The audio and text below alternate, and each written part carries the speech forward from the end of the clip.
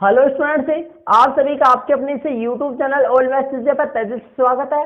Students, कक्षा 12 के लिए गणित का चैप्टर नंबर पहला संबंध एवं फलन रिलेशन एंड फंक्शन जो है वो इस वीडियो में मैं स्टार्ट करने वाला हूं। और चैप्टर नंबर पहले का ये पार्ट नंबर 1 है, जिसमें मैं लगातार चलते हुए आपकी पर्सनावली 1.1 की जो बेसिक जानकारी है वो इस वीडियो में मैं आपको क्लियर करवाने वाला हूं। तो स्टूडेंट्स, यदि आप चैनल पर नए हैं तो चैनल को सब्सक्राइब जरूर से कर लीजिए और कक्षा 12 के अन्य स्टूडेंट्स तक भी वीडियो को जरूर से शेयर कर लीजिए। और साथ ही अपनी रफ नोटबुक और पेन लेके आप वीडियो को समझते जाइए और साथ साथ रफ नोटबुक में ऐड कर लीजिए। और रफ नोटबुक की सहायता से बाद में आप फेयर नोटबुक में कार्य करना है स्टूडेंट से। तो चलिए वीडियो को अपनी स्टार्ट करते हैं।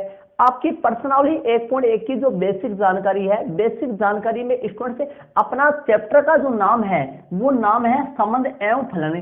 तो संबंध एवं फलन का पहला टॉपिक अपन ले रहे हैं संबंध रिलेशन। इसको पहले अपन समझते हैं, अपन पूरा क्लियर करेंगे और लगातार अपन चलेंगे। किसी भी टॉपिक को, किसी भी पर्सनावली के एक्सरसाइज को, किसी भी पर्सनावली के बेसिक को और कोई भी एग्जांपल और कोई भी क्वेश्चन अपन नहीं छोड़ेंगे, लगातार करेंगे। मैं प्रत्येक चैप्टर को पार्ट वाइज कराऊंगा ताकि अपना कुछ भी मिस नहीं हो। तो स्टूडेंट चलिए संबंध और रिलेशन पहले तो अपने ये समझते हैं स्टूडेंट से कि ये जो संबंध रिलेशन जो होता है, तो संबंध रिलेशन जो होता है वो अपने परिवार में आपने देखा होगा कि अपनों के बीच में संबंध होता है। जैसे पिता पुत्र का भी संबंध होता है, भाई बहन का भी संबंध होता है, मतलब ये संबंध होता है। लेकिन यहाँ पर जो संबंध पढ़ने वाले हैं वो पारिवारिक संबंध है, लेकिन यहाँ पर जो संबंध पढ़ने वाले हैं वो समुच्चयों के बीच में संबंध पढ़ने वाले हैं। कोई भी दो समुच्चय उनके बीच में संबंध पढ़ने वाले हैं। आपने इससे पहले वाली क्लास 11th क्लास में भी संबंध पढ़ा है, लेकिन वहां पर थोड़ा शॉर्ट तरीके से संबंध था। लेकिन यहाँ पर और उस क्लास में, पीछे वाली क्लास में संबंध में कितना फर्क है ये मैं पूरा डाउट आपको क्लियर कराऊंगा। तो चलिए संबंध रिलेशन, इसमें देखिए ये जो संबंध है ये दो वस्तुओं, दो व्यक्तियों या दो समुच्चयों के बीच में होता है। मतलब संबंध की बात जहां तक आए वो दो के बीच में होता है। कितने के बीच में होता है? दो के बीच में होता है। तो संबंध हमेशा दो वस्तुओं के बीच में होता है। तो संबंध रिलेशन आप हेडिंग लगा लीजिए, संबंध चैप्टर नंबर पहला संबंध एवं फलन रिलेशन एंड फंक्शन ऊपर लगा लीजिए और पर्सनावली 1.1 की बेसिक जानकारी लगाकर आप पहला टॉपिक जो है संबंध रिलेशन लेना है आपको। इस तरीके से आप ऐड कर लीजिए। पहला टॉपिक है संबंध। संबंध हमेशा दो वस्तुओं के बीच। तो स्टूडेंट से संबंध जो है हमेशा दो वस्तुओं के बीच में, दो व्यक्तियों के बीच में होता है। तो इसमें संबंध में आपको लिखना है संबंध हमेशा दो वस्तुओं के बीच में, संबंध हमेशा दो वस्तुओं के बीच में होता है। संबंध हमेशा दो वस्तुओं के बीच में होता है। संबंध हमेशा दो वस्तुओं के बीच में होता है या दो वस्तुओं में होता है। जैसे मैं कुछ सामान्यतया नॉर्मल एग्जांपल लिखता हूं। जैसे एग्जांपल के तौर पर लिखे तो राम श्याम का पुत्र है। राम श्याम का पुत्र है। और एग्जांपल लिखे ए बी पी क्यू के समांतर है। ए बी रेखा जो है वो पी क्यू रेखा की क्या है? समांतर। ये संबंध हो गए। लेकिन अब मैंने ये नॉर्मल जो लिखा है ये अपने आपके थोड़ा बहुत इससे ये क्लियर हो जाता है कि भाई संबंध क्या होता है। संबंध दो के बीच में होता है, दो वस्तुओं के बीच में भी हो सकता है, दो व्यक्तियों के बीच में भी हो सकता है, दो समुच्चयों के बीच में भी हो सकता है। लेकिन स्टूडेंट्स यहाँ हम दो समुच्चयों के बीच में समझ पढ़ने वाले हैं। व्यक्तियों के बीच में, वस्तुओं के बीच में समझ नहीं पढ़ेंगे, दो समुच्चयों के बीच में समझ पढ़ने वाले हैं। तो देखिए मैं दो समुच्चयों के एग्जाम्पल लेता हूं। यदि दो समुच्चयों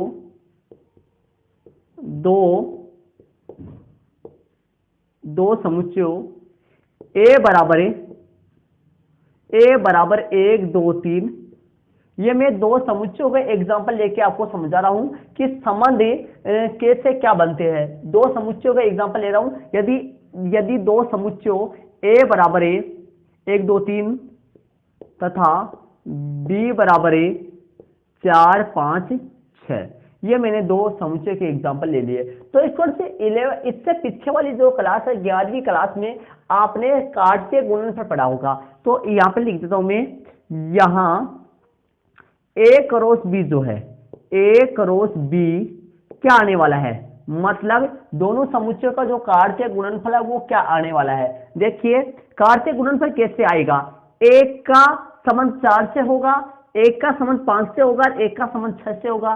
शायद आपके याद आ गया होगा, क्रमित युग्म बनेंगे ये 1 4 1 5 1 6। इनको कार्तीय गुणनफल अपन कहेंगे 1 4 1 5 1 6। अब दो लेंगे तो 2 4 2 4 2 5। मैं नीचे लिख रहा हूं, आपको नीचे नहीं लिखना है, मेरे को उस तरफ जगह की आवश्यकता होगी तो मैं नीचे लिख रहा हूं, आपको सामने ही लिखना है। 2 5 देखिए 2 4 2 5 2 6 क्या आने वाला है 2 6। अब 3 का संबंध इन तीनों से होगा 3 4 3 5 और 3 6। आपके सामने मैंने ये कार्तीय गुणनफल लिख दिया है, ए और बी का कार्तीय गुणनफल है। ये क्या कहलाएगा, ये ए और बी का क्या कहलाएगा, कार्तीय गुणनफल कहलाएगा। तो देखिए आपके सामने ये ए और बी का यहां ए गुणा बी, यहां ए गुणा बी या ए क्रॉस बी इसको बोलेंगे अपन। यहां ए क्रॉस बी दोनों समुच्चयों का कार्तीय गुणनफल है।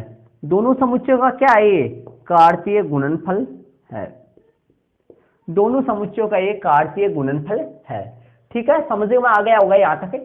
यहाँ तक आपके समझ में आ गया होगा। आराम से डिटेल से पढ़ेंगे पर समझ के पढ़ेंगे, कोई दिक्कत नहीं है, जल्दबाजी करने का कोई जरूरत नहीं है, आराम से पढ़ेंगे। यहाँ तक आपके समझ में आ गया होगा। देखिए पहले मैंने आपको ये बताया कि जो संबंध होता है ये दो वस्तुओं के बीच में भी हो सकता है, दो व्यक्तियों के बीच में भी हो सकता है, दो समुच्चयों के बीच में भी हो सकता है। लेकिन यहाँ पर अपने समुच्चय के बीच में पढ़ने वाले हैं तो मैंने क्या किया, दो समुच्चय के एग्जाम्पल ले लिए। ए बराबर ले लिया 1 2 3 और ले लिया बी बराबर ले लिया 4 5 6। अब ए क्रॉस बी निकाला, जो आपने पीछे वाली क्लास में निकालना सीख लिए थे, पीछे आपने निकाला होगा इससे पीछे वाली क्लास में। तो ए क्रॉस बी मैंने निकाला। ए क्रॉस बी के जो अवयव है, जो ए क्रॉस बी क्या कहलाया, ए गुना बी दोनों समुच्चयों का कार्तीय गुणनफल कहलाया। ए क्रॉस बी दोनों समुच्चयों का कार्तीय गुणनफल कहलाया। अब आगे देखिए, अब मैं चलता हूं संबंध में, ये अपने को इनकी जरूरत पड़ेगी यहाँ पर। देखिए अब मैं चलता हूं संबंध में, आप भी बीच में लाइन खींच के इस तरफ कर सकते हो। तो स्टूडेंट्स अब मैं आपको समझाता हूं कि संबंध क्या होता है। संबंध देखिए इन्हीं दोनों समुच्चयों से मैं संबंध को समझाता हूं आपको। देखिए कोई एग्जांपल लेता हूं मैं संबंध का।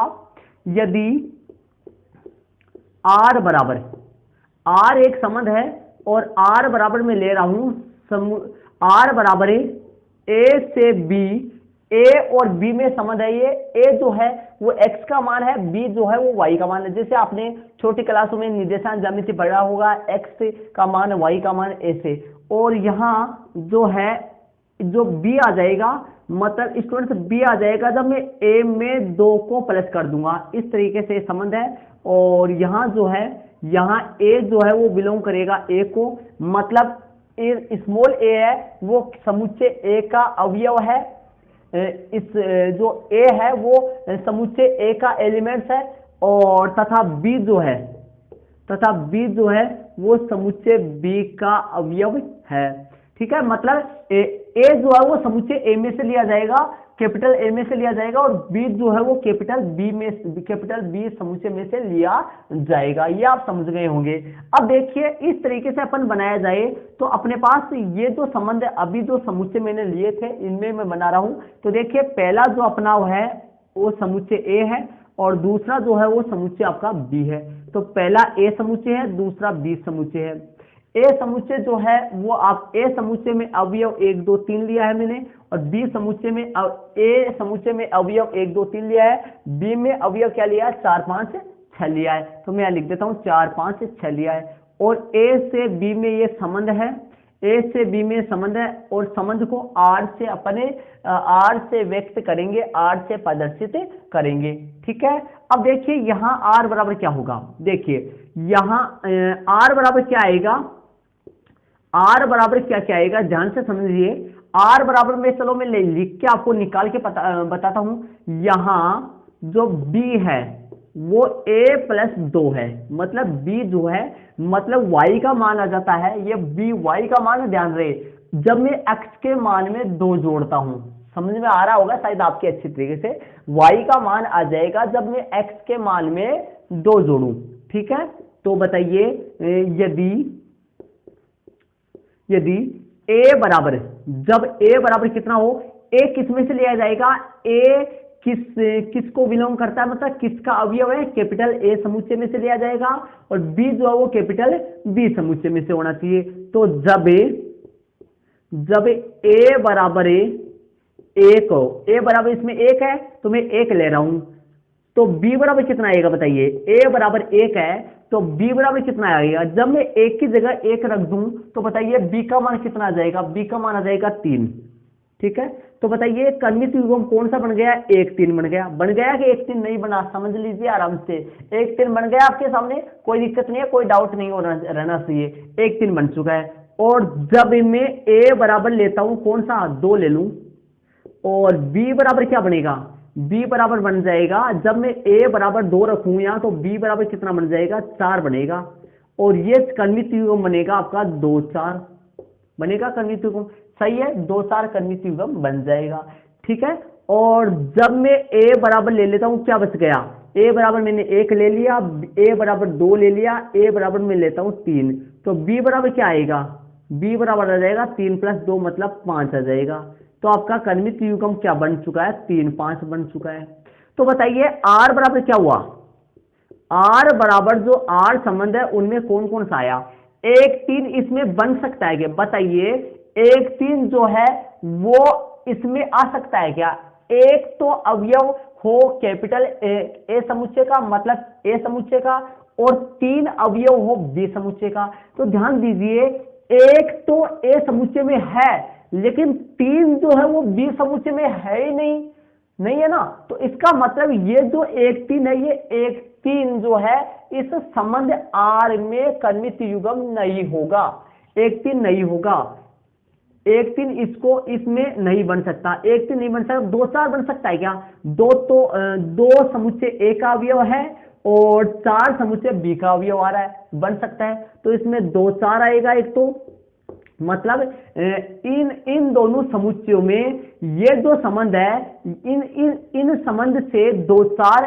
कर्मित युग्म बनेगा और 3 5 बनेगा कि देख लो 3 ए में आ रहा है 5 बी में आ रहा है, 3 5 भी बनेगा, 3 5 भी आ जाएगा। तो ये आपके सामने ये आर जो संबंध है ये बन चुका है। अब मैं ध्यान से आपको ये बताने वाला हूं, ध्यान से समझिए, ये जो संबंध आर है जो समुच्चय ए से बी में आया है, समुच्चय ए से बी में जो अपन संबंध आर निकाले हैं, ये आर संबंध जो है, आर संबंध में जो भी कर्मित युग्म आए हैं ये सारे के सारे कर्मित युग्म कार्तीय गुणनफल में मौजूद रहेंगे, देख लीजिए।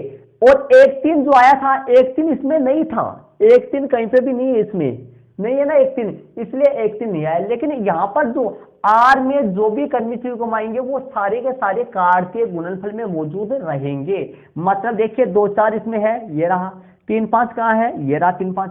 तो कहने का मतलब आर जो संबंध जिन 2 समुच्चयों में है उन दोनों समुच्चयों से जो कार्तीय गुणनफल बनेगा उनका आर एक उपसमुच्चय होगा। क्या होगा, उसमें वापस समझिए, ध्यान से समझ लीजिए, आर जो संबंध आया है यह आर संबंध कार्तीय गुणनफल में मौजूद रहेगा, तो मतलब आर संबंध जो है वो कार्तीय गुणनफल ए क्रॉस बी का उप समुच्चय होगा। उप समुच्चय क्या होगा, 11th क्लास में आपने पीछे वाली क्लास में समझा होगा उप समुच्चय क्या होता है। आर जो है या ए से बी में कोई भी संबंध बने, ए से बी में देखो मैंने बना दिया b बराबर a प्लस 2, मैं चाहूं तो b बराबर a प्लस 1 भी बना सकता था, मैं चाहूं तो b बराबर a प्लस 3 भी बना सकता हूं, चाहूं तो b बराबर a माइनस 2 भी बना सकता हूं, मतलब मैं कोई भी संबंध बना सकता हूं, कोई भी संबंध बन सकता है, ये तो मैंने एग्जांपल लिया है। जो संबंध बनेगा उन संबंध उनमें जो अवयव आएंगे वो सारे के सारे कार्तीय गुणनफल में रहेंगे। तो दो समुच्चय में जो संबंध बनेगा वो संबंध जो है वो संबंध R जो है वो कार्तीय गुणनफल का उपसमुच्चय रहेगा। तो इसके नीचे अपन लिख देते हैं, यहाँ R जो है यहाँ संबंध R कार्तीय गुणनफल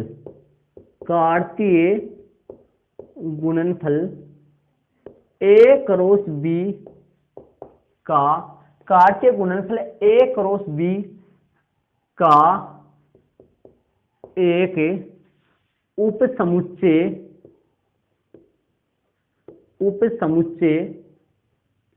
उपसमुच्चय है।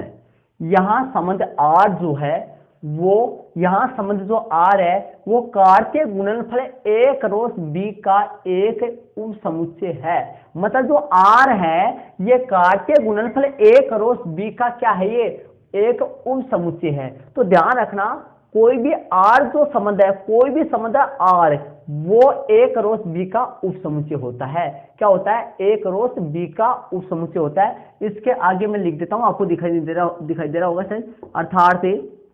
अर्थात R उपसमुच्चय है, R जो है वो उपसमुच्चय है A क्रॉस B का। ये हो गया आपके सामने, R जो है वो उपसमुच्चय A क्रॉस B का। ठीक है, ये आपके सामने मैंने लिख दिया है। R जो है वो A क्रॉस B का क्या होगा? उपसमुच्चय होगा। R जो है उपसमुच्चय है किसका? A क्रॉस B का। ये आपको शायद क्लियर हो चुका है। मैंने आपको ये समझाने की कोशिश की है कि कोई भी दो समुच्चय उनका कार्तीय गुणनफल कैसा होता है, कार्तीय गुणनफल कैसा लिखा जाता है। और मैंने क्या बताया है कि भाई दो समुच्चयों में संबंध जो है, दो समुच्चयों में जो संबंध है, कोई भी संबंध बने वो संबंध उन दोनों समुच्चय से जो कार्तीय गुणनफल बनेगा उनका एक उपसमुच्चय होगा। वो संबंध, कोई भी संबंध बने वो संबंध उन दोनों समुच्चय से जो कार्तीय गुणनफल बनेगा उनका उपसमुच्चय होगा। अर्थात यहां पर जो R आएगा, R में जो भी कर्मित युग्म बनेंगे, कर्मित युग्म क्यों बोल रहा हूं मैं इनको, क्योंकि पहले x का मान फिर y का मान, पहले x का मान फिर y का मान, ये जो मान है, ये जो कर्मित युग्म है, ये कर्मित युग्म कार्तीय गुणनफल में मौजूद रहेंगे। इसलिए कोई भी संबंध R कार्तीय गुणनफल का एक उपसमुच्चय होगा। तो यहां तक का आप अपनी नोटबुक में ऐड कर लीजिए। इसके आगे अपन चलते हैं। इसके आगे मैंने इसमें ये डाउट आपको क्लियर करवाया है स्टूडेंट्स कि संबंध होता क्या है, और संबंध जो है, कोई भी संबंध है वो कोई भी संबंध कार्तीय गुणनफल का एक उपसमुच्चय होता है। और इसके आगे अपन ये क्लियर करने वाले हैं कि 11th क्लास और पीछे वाली जो 11वीं क्लास है और 12वीं क्लास है, इन दोनों क्लासों में क्या डिफरेंस था समुच्चय में, दोनों में क्या फर्क है, ये अपन क्लियर करने वाले हैं इसके आगे। तो इनको आप अपनी नोटबुक में जरूर से ऐड कर लीजिए। तो स्टूडेंट्स, अब मैं आपको ये बताता हूं कि अपन कक्षा 11 में भी संबंध पढ़े थे और कक्षा 12 में भी संबंध पढ़ रहे हैं। इन दोनों के संबंधों में कितना फर्क है, कितना इनमें डिफरेंस है, ये क्लियर अपन करते हैं। देखिए, मैंने लिखा है कक्षा 11 व 12 में संबंधों में अंतर। कक्षा 11वीं में संबंध और कक्षा 12वीं में संबंध। देखिए, कक्षा 11वीं में अपन पहले संबंध देखते हैं। देखिए, मैं दो समुच्चय लेता हूं। एक तो समुच्चय ले रहा हूं मैं, ए समुच्चय है, और ये जो समुच्चय है ये आपका बी समुच्चय है। ठीक है, और ए समुच्चय में ये 3 अवयव है। डॉट लगा रहा हूं मैं अवयव में। वैसे अपने को जरूरत नहीं है अवयव की, तो मैं डॉट लिख के आपको बता रहा हूं, समझा रहा हूं। देखिए, ए से बी में ये संबंध आ रहा है, ए से बी में ये संबंध आ रहा है। तो यहां पर क्या डिफरेंस है, देखिए इन दोनों में। तो कक्षा 11वीं में मैं आपको लिखता हूं, यहां पर क्या होगा, यहां संबंध आर क्या होगा, यहां आर जो है वो क्या आएगा, आर ए से बी में कर्मित युग्म बन जाएगा ए से बी में। अब ए क्या लिया जाएगा, ये पहला वाला जो ए है वो समुच्चय ए में से लिया जाएगा, और जो बी है वो समुच्चय कौन से में से लिया जाएगा, बी में से लिया जाएगा। और यहाँ ए से बी में, यहाँ ए से बी में जो है वो संबंध बनेगा, और ए जो है वो बिलोंग करेगा कैपिटल ए को, और बी जो है वो कैपिटल बी में बी का अवयव है। मतलब स्टूडेंट्स आर बराबर है ए से बी जो है वो कर्मित युग्म बनेगा, ए से बी जो कर्मित युग्म बनेगा, ए और बी बनेगा, ए से बी में संबंध बनेगा, या ए जो है वो बिलोंग करेगा ए में और बी जो है वो बिलोंग करेगा बी में। मतलब ए जो है स्मॉल जो ए है ये कैपिटल ए समुच्चय का अवयव होगा, और जो स्मॉल बी है ये कैपिटल बी समुच्चय का अवयव होगा। ये ए जो छोटा वाला ए है ये तो ए में से लिया जाएगा, और बी है वो बी में से लिया जाएगा। समझ गए होंगे शायद आप। अब देखिए कक्षा 12वीं में क्या फर्क है। देखिए 12वीं में भी ऐसे में दो समुच्चय ले रहा हूं, लेकिन ध्यान रखना वो दोनों समुच्चय सेम ही रहेंगे। कक्षा 12वीं में क्या डिफरेंस है देखिए, समुच्चय ए है और ये भी समुच्चय ए है, मतलब दोनों समुच्चय सेम ही है, ए। अब यहाँ पर क्या होगा, ए से ए में संबंध आर बनेगा, ए से ए में संबंध आर बनेगा, और इस समुच्चय ए में 3 अवयव है, ये डॉट से यही समुच्चय ए में, मतलब ये दोनों समुच्चय सेम ही रहेंगे यहाँ। ठीक है। अब देखिए यहाँ आर क्या बनेगा, यहाँ आर बनेगा ए बी, और ए से बी में जो है वो संबंध बनेगा, और यहाँ जो है ए है वो बिलोंग कैपिटल ए में, मतलब कैपिटल ए का अवयव होगा, और बी जो है वो भी कैपिटल किसका होगा, ए का ही अवयव होगा। मतलब देख लीजिए दोनों में क्या फर्क हुआ, आपके सामने या ध्यान से देख लीजिए इन दोनों में क्या फर्क है। देखिए मतलब कक्षा 11वीं में क्या था, ए से बी में संबंध होता था, तो यहाँ पर पहला जो अवयव है जो x का मान है वो तो समुच्चय ए में से लेते थे, और जो y का मान है वो समुच्चय b में से लेते थे। मतलब a से b में समुच्चय हुआ करता था कक्षा 11वीं में, लेकिन कक्षा 12वीं में क्या था, ध्यान दीजिए a से a में समुच्चय है, मतलब पहला अवयव जो है वो भी समुच्चय ए का ही लेना है, और दूसरा अवयव भी समुच्चय ए का ही लेना है। मतलब ए से ए में संबंध होता है, और ये ए से बी में संबंध होता है। ये कक्षा 11वीं और 12वीं में डिफरेंस आएगा। कक्षा 11वीं में अपन ए से बी में संबंध पढ़ते थे, लेकिन कक्षा 12वीं में अपन ए से ए में ही संबंध पढ़ेंगे। ए से किस में पढ़ेंगे, ए में ही संबंध पढ़ेंगे। तो यहाँ क्या लिख देंगे, कक्षा 11वीं में यहाँ एरो लगा के लिख देना स्टूडेंट्स कि कक्षा 11वीं में, यहाँ कक्षा 11वीं लगा देता हूं, कक्षा 11 में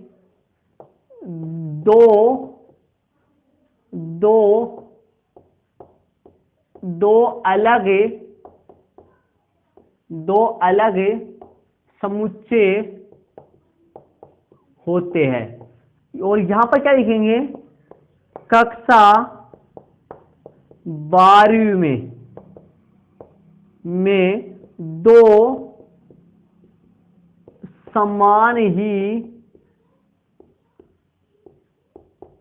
समुच्चय होते हैं। तो देख लीजिए मैंने आपके सामने क्लियर किया है तो कि कक्षा 11वीं में दो अलग समुच्चय होते हैं, बल्कि कक्षा 12वीं में दो समान ही समुच्चय होते हैं। कक्षा 12वीं में दो समान ही समुच्चय होते हैं, समुच्चय है यहाँ पर, कक्षा 12वीं में दो समान ही समुच्चय होते हैं। तो ये स्टूडेंट्स मैंने आपके सामने क्लियर करवाया है। तो ध्यान दीजिए, शायद ये आपके डाउट क्लियर हो गया होगा कि कक्षा दोनों क्लासों में संबंधों में क्या फर्क था। ये फर्क था कि कक्षा 11वीं में तो अपन दो अलग अलग समुच्चयों में संबंध स्थापित करते थे, लेकिन कक्षा 12वीं में अपन दो सेम मतलब दो समान समुच्चयों में संबंध स्थापित करते हैं। मतलब दो सेम ही समुच्चय होगा, मतलब एक ही समुच्चय होगा, मतलब बात इसे दो लिख देंगे, बल्कि समुच्चय तो वो एक ही होगा, मतलब एक ही समुच्चय में संबंध स्थापित करेंगे। तो स्टूडेंट्स शायद समझ में आ गया होगा ये दोनों क्लासों में संबंधों में क्या डिफरेंस है। तो आप इनको अपनी नोटबुक में ऐड कर लीजिए। चलते आगे वाला जो टॉपिक है वो आगे वाले टॉपिकों में संबंधों के प्रकार चलेंगे। टाइप्स ऑफ रिलेशन, मतलब संबंधों के प्रकार आगे चलेंगे। तो इसको आप अपनी नोटबुक में ऐड कर लिए, कर लिया आप, और चलते आगे इनको मैं इरेज करूंगा, आप अपनी नोटबुक में यहाँ तक का बेसिक जो है वो ऐड कर लीजिए, चलते आगे वाले टॉपिक में। तो स्टूडेंट्स, शुरू में अपन फर्स्ट में वीडियो के शुरू में अपन ये देखे थे कि संबंध जो है वो क्या होता है, संबंध किनके बीच में बनता है, ये अपन क्लियर करे थे। और उसके बाद में अपन ये 11वीं क्लास और 12वीं क्लास के संबंधों में डिफरेंस अपन देख लिए थे। तो स्टूडेंट्स, अगला टॉपिक अपना ये आता है कि संबंधों का प्रकार। संबंधों के प्रकार, कौन कौन से संबंध होते हैं, संबंधों के कितने प्रकार होते हैं। लेकिन इससे पहले मैं आपको एक बात, देखिए ये वाला संबंधों के प्रकार तभी आपके समझ में आएगा जब मैं आपको एक बात क्लियर कर देता हूं। अभी थोड़ी देर पहले इसी वीडियो में मैंने आपको यह बात बताया था कि कक्षा 11वीं में अपन क्या पढ़ते थे, समुच्चय ए से बी में संबंध पढ़ते थे। समझ में आ रहा है शायद? कक्षा 11वीं में अपन संबंध कैसे पढ़ते थे, समुच्चय ए से बी में संबंध पढ़ते थे। लेकिन कक्षा 12वीं में अपन संबंध कैसा पढ़ते थे, समुच्चय ए से ए में ही पढ़ेंगे। है मतलब कि कक्षा 11वीं में अपन दो समुच्चयों में संबंध पढ़ते थे, लेकिन कक्षा 12वीं में अपन एक ही समुच्चयों में संबंध पढ़ेंगे। तो ध्यान रखना, इन परिभाषाओं को मतलब संबंधों के प्रकार अपन पढ़ने से पहले एक बात ध्यान रखना कि समुच्चय ए से ए में बोलेंगे, मतलब कि दो समुच्चयों ए और बी में संबंध नहीं होगा, दो समुच्चयों ए से ए में होगा। वो दो तो रहेंगे, वो दोनों सेम ही रहेंगे, ए से ए बोलेंगे उनको। ठीक, चलिए अब देखते हैं अपन आगे। टॉपिक अपना ये आ रहा है कि संबंधों के प्रकार। संबंधों के प्रकार में पहला प्रकार है रिक्त संबंध। पहला प्रकार कौन सा है, रिक्त संबंध। इसमें देखिए रिक्त संबंध की परिभाषा मैंने लिख दी है। देखिए क्या, इसको मैं पूरा क्लियर आपको कराता हूं, ध्यान दीजिए। किसी समुच्चय ए में संबंध आर को, किसी समुच्चय ए में, ए से बी में नहीं, ए में ही, अभी बताया था मैंने आपको, किसी समुच्चय ए में संबंध आर को रिक्त संबंध तब कहेंगे। किसी समुच्चय ए में संबंध आर को रिक्त संबंध तब कहेंगे कभी, जब समुच्चय ए का कोई भी अवयव, जब समुच्चय ए का कोई भी अवयव समुच्चय ए के ही, ए आएगा यहाँ, समुच्चय ए के ही किसी भी अवयव से संबंधित न हो। मतलब कि किसी भी संबंध को, किसी समुच्चय ए में कोई भी संबंध आर जो है वो रिक्त संबंध तब कहलाएगा जब ए का कोई भी अवयव, मतलब समुच्चय ए का कोई भी अवयव समुच्चय ए के किसी भी अवयव से संबंधित नहीं हो। जैसे एग्जाम्पल के तौर पे मैं लिखता हूं, जैसे एग्जाम्पल के द्वारा मैं आपको क्लियर कराता हूं कि ऐसा संबंध कौन सा होगा। जैसे समुच्चय, यदि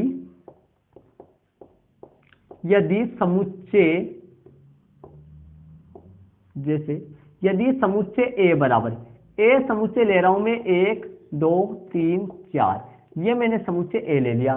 ध्यान दीजिए ए से ए में ही, इसीलिए एक ही समुच्चय लेना है, दो समुच्चय पर नहीं लेंगे, एक ही समुच्चय लेंगे। समझ रहे हो शायद? एक ही समुच्चय अपने को लेना है, दो नहीं लेना है। ठीक है, चलिए ए से ए में संबंध आर, संबंध जो आर है वो संबंध आर है, सॉरी आर आएगा, संबंध आर है, क्या है वे संबंध आर है ए से बी में, और यहां पर जो ए है, ए बी कर्मित यू का बनेगा, और जो ए है, जो ए और बी का जो डिफरेंस है, डिफरेंस लो, कोई भी ऐसा संबंध आएगा जिनमें संबंध नहीं बने। जैसे ए माइनस बी बराबर 10, ए माइनस बी बराबर 10, और यहाँ की बात करें तो यहाँ ए जो है वो भी समुच्चय ए का अवयव होगा, और बी जो समुच्चय ए का ही अवयव होगा। ये बात तो मैंने पहले आपको क्लियर कर दी है कि ए जो है, मतलब पहला जो अवयव है वो भी समुच्चय ए से लिया जाएगा, और दूसरा जो समुच्चय है वो भी समुच्चय ए से लिया जाएगा। अब देखिए ध्यान दीजिए, ए से समुच्चय ए में ए से दो अवयव कौन से हैं जिन दोनों का माइनस करने पर 10 आ रहे हो। ऐसे अवयव है क्या, कोई बताइए। जैसे 1 और 2 का अंतर ए का 2 ले, ए का मान 1 लूं, बी का मान 2 लूं, ए का 2 का अंतर भी 10 नहीं आएगा, ए का 3 का भी 10 नहीं आएगा, ए का 4 का भी 10 नहीं आएगा, बड़ा से बड़ा की बात करें ए का 4 इनका भी 10 नहीं आएगा। तो मतलब ए समुच्चय ए में ए से कोई भी अवयव नहीं है, ए से कोई भी 2 अवयव नहीं है जिनका डिफरेंस, जिनका अंतर 10 आ रहा हो, ऐसा ए से कोई भी अवयव यहाँ पर नहीं है। तो यहाँ जो आर है वो आर क्या बनेगा, आर बराबर यहाँ बनेगा फाई, क्या बनेगा फाई। समुच्चय संबंध को, रिक्त संबंध को फाई से व्यक्त करेंगे, किससे व्यक्त करेंगे, रिक्त संबंध को फाई से व्यक्त करेंगे। ध्यान रहे अपने मंजरा कोष्ठक में संबंध को व्यक्त नहीं करेंगे, ऐसे अपन कक्षा 11वीं में समुच्चय को करते थे, लेकिन यहाँ पर संबंध को, रिक्त जो संबंध होगा उसको फाई से डिनोट अपने प्रदर्शित करेंगे। चलिए आगे अपन चलते हैं। अब ध्यान दीजिए फाई जो है, अब ए से ए का जो कार्तीय गुणनफल बनेगा, ए से ए क्या बनेगा, मैं आपको एक बार क्लियर कराऊं, ए से ए क्या बनेगा। देखिए ए से ए क्या बनेगा, ए क्रॉस ए, ए से ए में कार्तीय गुणनफल क्या बनेगा। देखिए ए से ए में जो कार्तीय गुणनफल बनेगा उनमें फाई भी 1 होगा, है ना। तो क्या होगा, ये संबंध जो आर है, जो संबंध आर है वो ए क्रॉस ए का उप समुच्चय होगा। ये तो मैंने पहले आपको क्लियर कर दिया था। कोई भी संबंध है, कोई भी संबंध है वो उसके उन दोनों समुच्चय का या सिंगल समुच्चय के कार्तीय गुणनफल का क्या होता है, उप समुच्चय होता है, उप समुच्चय होता है। ठीक है, आगे वाला दूसरा जो आता है, दूसरे में अपन चलते हैं, इनको आप ऐड कर लीजिए। दूसरा जो टाइप है, दूसरा जो संबंधों का प्रकार आ रहा है वो है आपका, दूसरा है वो आएगा सार्वत्रिक संबंध। कौन सा आएगा, सार्वत्रिक संबंध। तो देखिए नाम से स्पष्ट है, इसका नाम है रिक्त संबंध। तो रिक्त संबंध में कोई भी कर्मित्युगम नहीं बना था, लेकिन सार्वत्रिक संबंध में कार्तीय गुणनफल के कर्मित्युग्मों के बराबर कर्मित्युग्म बन जाएंगे। देखिए इसकी परिभाषा अपन लिखते हैं, सेम ही परिभाषा आएगी। यहाँ पर क्या था, किसी समुच्चय ए में संबंध आर को रिक्त संबंध तब कहेंगे जब समुच्चय ए का कोई भी अवयव समुच्चय ए के ही किसी भी अवयव से संबंधित न हो। तो यहाँ पर आ जाएगा जब समुच्चय ए का प्रत्येक अवयव समुच्चय ए के सभी अवयव से संबंधित हो, यहाँ पर ये आ जाएगा, बाकी सारा सेम आएगा। तो लिख देता हूं, किसी समुच्चय ए में, किसी समुच्चय ए में संबंध आर, किसी समुच्चय ए में संबंध आर को सार्वत्रिक संबंध, किसी समुच्चय ए में आर को सार्वत्रिक संबंध तब कहेंगे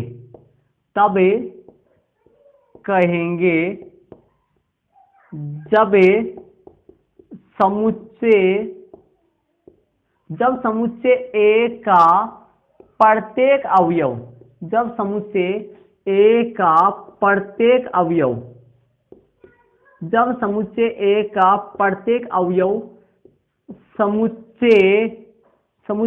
का प्रत्येक समुच्चय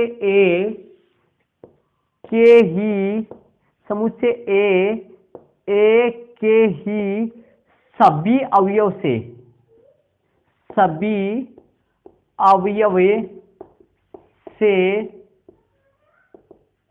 संबंधित, सभी अवयव से संबंधित हो। तो स्टूडेंट्स मैंने परिभाषा लिखी है, आपके सामने देख लीजिए। दोनों की परिभाषा में कितना फर्क है ध्यान दे लीजिए, कोई ज्यादा फर्क नहीं है। यहाँ पर क्या था, किसी समुच्चय ए में संबंध आर को रिक्त संबंध तब कहेंगे, यहाँ किसी समुच्चय ए में संबंध आर को सार्वत्रिक संबंध तब कहेंगे जब समुच्चय ए का कोई भी अवयव समुच्चय ए के किसी भी अवयव से संबंधित नहीं हो। यहाँ पर जब समुच्चय ए का प्रत्येक अवयव समुच्चय ए के सभी अवयव से क्या हो, संबंधित हो, ऐसे अपन इसको कहेंगे। अब इसका एग्जांपल अपन ले लेते हैं, कोई भी एग्जांपल लेके आपको क्लियर कराता हूँ। सार्वत्रिक संबंध का उदाहरण लिखते हैं। देखिए जैसे, तो स्टूडेंट से उदाहरण के द्वारा समझते हैं इसको, जैसे उसमें समझे थे वैसे इसमें समझेंगे। देखिए जैसे मैंने एक समुच्चय लिया था, यहाँ पे भी एक समुच्चय लेता हूँ। यदि समुच्चय समुच्चय एक के समुच्चय इसलिए लिया था कि मैं बार बार कर रहा हूँ कि 12वीं क्लास में ए समुच्चय से ए में ही संबंध बनाएंगे। समुच्चय ए बराबर 1 2 3, ये समुच्चय अपना ए है। और यहाँ से संबंध जो है मैं संबंध ले लेता हूँ, कोई भी संबंध लिया जा सकता है, लेकिन अपने को ऐसा संबंध में ले रहा हूं जो सार्वत्रिक संबंध बने, सार्वत्रिक संबंध का एग्जांपल हो सके। तो ए को और बी, और या बी माइनस ए एक क्या है, पूर्णांक है। बी माइनस ए एक पूर्णांक है। मतलब दो ए में से दो अवयव ऐसे लेने हैं कि उन दोनों का बी में से ए, अर्थात दूसरे वाले में से पहले वाला घटाए। बी कौन होता है, वाई का मान होता है जो सेकंड नंबर पे आता है। दूसरे में से पहले वाला घटाए तो उनका जो अंतर है वो एक पूर्णांक आना चाहिए। वो एक क्या होना चाहिए, एक पूर्णांक है। यहाँ पर लिखा हुआ है एक पूर्णांक है, ठीक है। तो यहाँ से आर क्या क्या आएंगे, आर बराबर क्या क्या आएंगे, देखिए एक एक। अब देखिए ए और बी ये दोनों ए में से ही लेने हैं। किन में से लेने हैं, ए में से ही। दोनों को, इन दोनों को ए में से अपने को लेना है। देखिए जो ए है, जो पहला वाला एक्स का मान है वो एक ले लेता हूं, और बी का मान भी एक ले लेता हूं। तो एक एक भी हो सकता है। और एक और एक का जो अंतर है, मतलब वाई में से दूसरे वाले में से पहला वाला घटाए तो 0 आता है। 0 एक पूर्णांक है, सही है। और अब लेता हूं मैं 1 2, मतलब बी का मान कौन है, 2 है। ए का मान कौन है, 1 है। 2 में से 1 घटाए तो 1 आएगा, 1 भी एक पूर्णांक है। 1 3 भी एक पूर्णांक है, 1 3 भी एक पूर्णांक है। अब लेता हूं मैं 2 1, 2 1 भी पूर्णांक है, 2 2 भी पूर्णांक है, 2 3 भी पूर्णांक है। एक अंतर इनका अंतर, 3 1 भी पूर्णांक है, 3 2 भी पूर्णांक है, और 3 3 भी पूर्णांक है। ध्यान से देखिए, मैं आपको समझाता हूँ, आपको ध्यान दीजिए। ये मैंने क्या लिखे, देखो ध्यान दी, ए माइनस बी, ए और बी माइनस ए एक पूर्णांक है। मतलब दूसरे वाले में से पहला वाला माइनस करे तो वो माइनस वाली संख्या एक पूर्णांक है।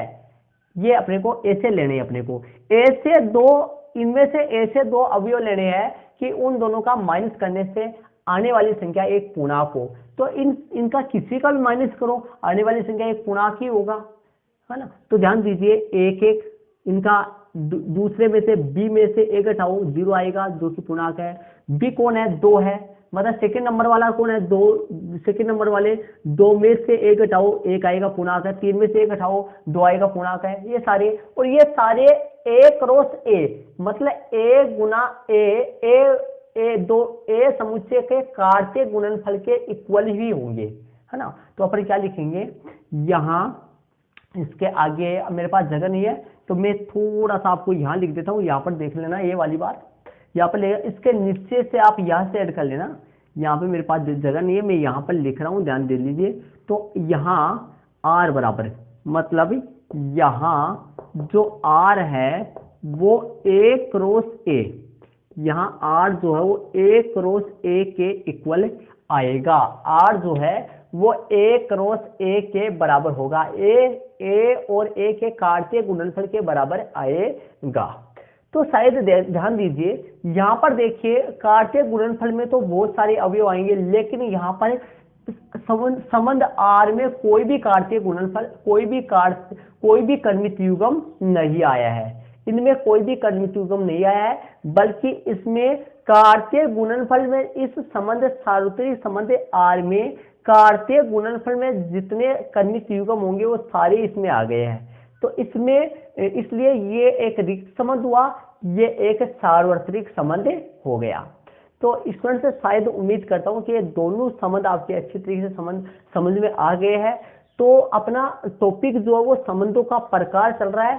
संबंधों के प्रकार में अपन 2 प्रकार पढ़ चुके हैं, रिक्त संबंध और सार्वत्रिक संबंध, मतलब इम्पेरेटिव रिलेशन और अपना यूनिवर्सल रिलेशन, ये अपन दोनों पढ़ चुके हैं। तो शायद आपको समझ में आया हो तो वीडियो को लाइक करते जाइए और साथ ही अपने दोस्तों के साथ जरूर से शेयर आप करते जाइए स्टूडेंट्स। और यहाँ तक का अपना ऐड कर लीजिए नोटबुक में। इसके आगे अपना तीसरा जो संबंधों का प्रकार है वो वो उसमें अपन चलेंगे, इनको अपनी नोटबुक में ऐड कर लीजिए। चलते हैं अपने अगले वाले तीसरे प्रकार में अपन चलते हैं। तो स्टूडेंट संबंधों का जो तीसरा प्रकार है वो आपके सामने है, देखिए तुल्यता संबंध, इक्विवेलेंस रिलेशन है। तो इसको अपन क्लियर करते हैं। देखिए समुच्चय ए पर परिभाषित, ध्यान से समझ लीजिए इसको, ये बड़ा ही महत्वपूर्ण है आपकी प्रश्नावली 1.1 के लिए। 1.1 की प्रश्नावली में बहुत सारे प्रश्न है इसके संबंधित है। समुच्चय ए पर परिभाषित, समुच्चय ए पर परिभाषित, समुच्चय ए पर परिभाषित संबंध आर तुल्यता संबंध कहलाता है। संबंध आर तुल्यता, तुल्यता संबंध, समुच्चय ए पर परिभाषित संबंध आर तुल्यता संबंध कहलाता है, कहलाता है यदि वह संबंध, यदि वह संबंध, समुच्चय ए पर परिभाषित संबंध आर तुल्यता संबंध, समुच्चय ए पर परिभाषित संबंध आर तुल्यता संबंध कहलाता है यदि वह संबंध सौतुल्य, यदि वह संबंध सौतुल्य, सौतुल्य, यदि वह संबंध सौतुल्य, मतलब वह संबंध सौतुल्य, सममित, सममित वह संक्रामक, संक्रामक हो। तो देखिए मैंने क्या लिखा है, समुच्चय ए पर परिभाषित संबंध आर तुल्यता संबंध कहलाता है, कहलाता है वो लिखना है यहां पर, कहलाता है। क्या लिखा है मैंने, समुच्चय ए पर परिभाषित संबंध आर तुल्यता संबंध कहलाता है यदि वह संबंध सौतुल्य, सममित व संक्रामक हो। ऐसा संबंध आर तुल्यता संबंध कहलाता है यदि वह संबंध सौतुल्य संबंध हो, सममित संबंध हो, संक्रामक संबंध हो। अब आपके दिमाग में बात आ रही होगी सौतुल्य संबंध क्या होता है, सममित संबंध क्या होता है, संक्रामक संबंध क्या होता है। तो अब इन तीनों को अपन समझेंगे। यदि कोई भी संबंध आर है वो सौतुल्य संबंध है, सममित संबंध है और संक्रामक संबंध है, यदि कोई भी संबंध आर सौतुल्य संबंध है, सममित है, संक्रामक है, यदि वो संबंध आर ये तीनों प्रकार का है, मतलब संबंध आर सौतुल्य भी है, सममित भी है, संक्रामक भी है, ये तीनों प्रकार का वो है, तो वो एक तुल्यता संबंध कहलाता है। लेकिन उस संबंध आर का सममित, सौतुल्य, सममित और संक्रामक होना जरूरी है। तो वो यदि ये तीनों प्रकार का है तो उसको अपन तुल्यता संबंध, इक्विवेलेंस रिलेशन अपन कह सकते हैं। चलिए इन तीनों को अब समझेंगे अपन कि सौतुल्य, सममित और संक्रामक क्या होता है, ये और आपके सामने है, इनको अपन अब समझेंगे। क्या क्या है, सौतुल्य, सौतुल्य, सममित, सममित व संक्रामक, सौतुल्य, सममित व संक्रामक संबंध, इनको आप क्लियर करेंगे। ध्यान दीजिए स्टूडेंट्स, यदि आपके ये तीनों क्लियर हो जाते हैं तो समझ लेना प्रश्नावली में इनके सिवा वो कुछ भी नहीं है। बहुत सारे क्वेश्चन, लगभग प्रश्नावली 1.1 में लगभग सवाल इन तीनों के संबंधित है। ये तीन समझ लीजिए, आपके प्रश्नावली आपके ऐसे चुटकी बजाते हुए जाएगी, पता ही नहीं चलेगा कब चली गई। आप इन तीनों को समझ लीजिए, बस मेन बात ये 3 पॉइंट है, यहाँ देख लीजिए। समुच्चय ए पर परिभाषित संबंध आर तुल्यता संबंध कहलाता है यदि वह संबंध सौतुल्य है, सममित है और संक्रामक है। यदि ये तीनों प्रकार का कोई भी संबंध आर है तो उसको अपन तुल्यता संबंध बोल देंगे।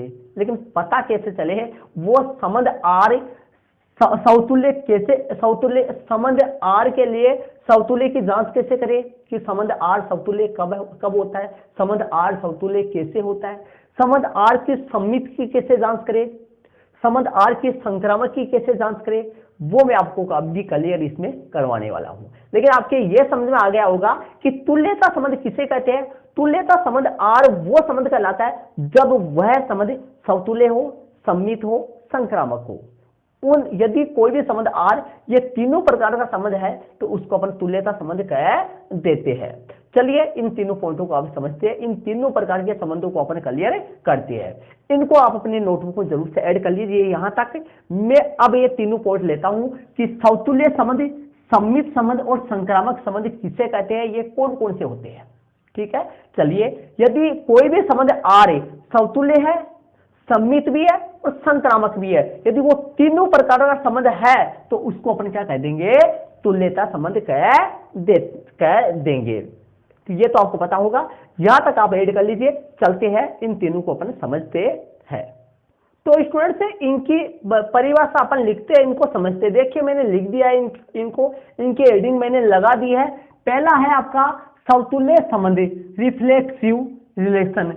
दूसरा है सम्मित संबंध, साइमेट्रिक रिलेशन। और तीसरा है संक्रामक संबंध, ट्रांजिटिव रिलेशन। तो इनकी परिभाषा अपन लिखते हैं, इनको समझते हैं। ये तीनों आपके यदि अच्छी तरीके से क्लियर हो जाए तो आपके स्टूडेंट से तुल्यता संबंध समझ में आ जाएगा। क्योंकि तुल्यता यदि कोई संबंध आर ये तीनों प्रकार का है तो उस संबंध आर को अपन तुल्यता संबंध कह देते हैं। देखिए इनकी परिभाषा अपन लिखते हैं, इनकी परिभाषा लिख देता हूं। समुच्चय ए पर परिभाषित संबंध आर, समुच्चय ए पर परिभाषित संबंध आर तुल्यता समतुल्य संबंध कहलाता है। समुच्चय ए पर परिभाषित संबंध आर समतुल्य संबंध कहलाते। तो चलिए इसकी परिभाषा लिख देते हैं। तो स्टूडेंट्स मैंने परिभाषा लिख दी है ताकि टाइम कम लगे और इसको मैं आपको क्लियर करवाता हूं। देखिए इनको क्लियर करते हैं अपन। देखिए समतुल्य संबंध की परिभाषा देखिए पहले।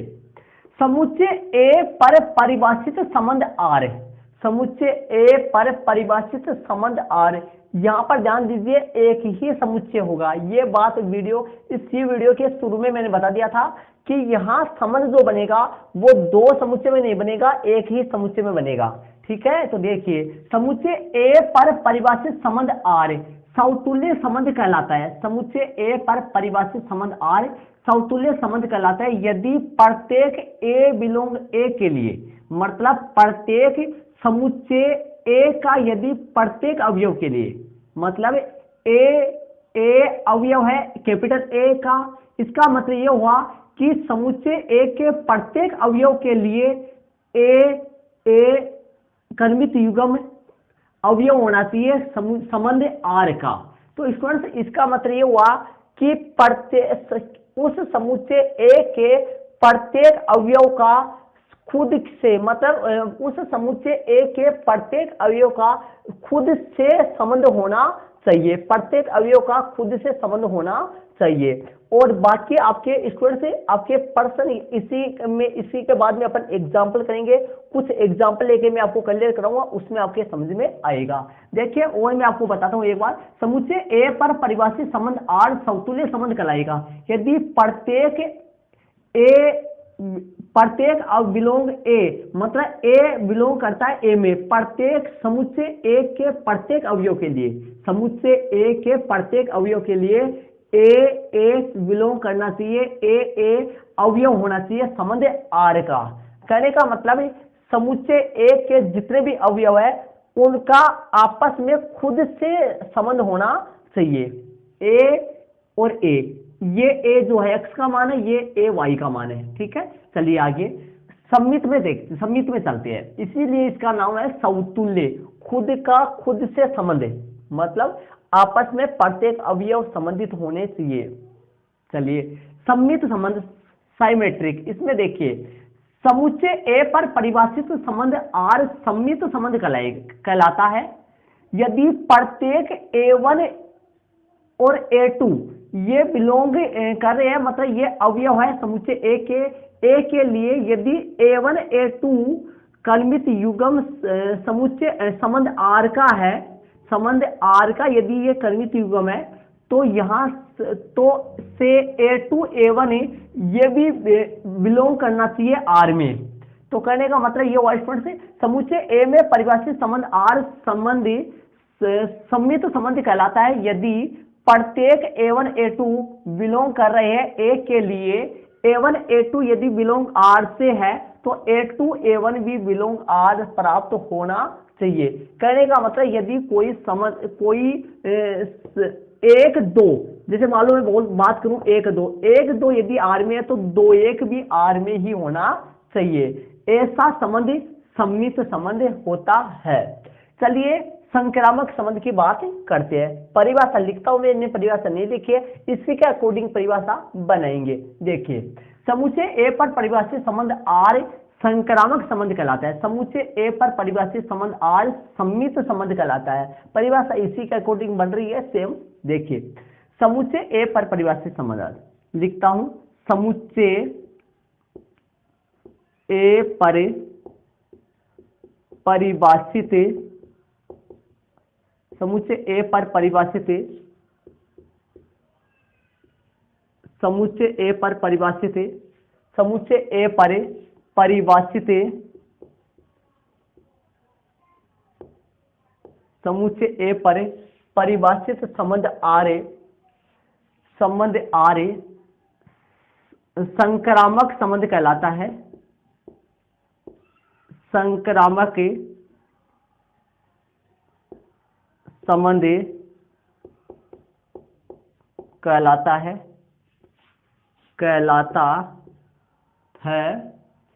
यदि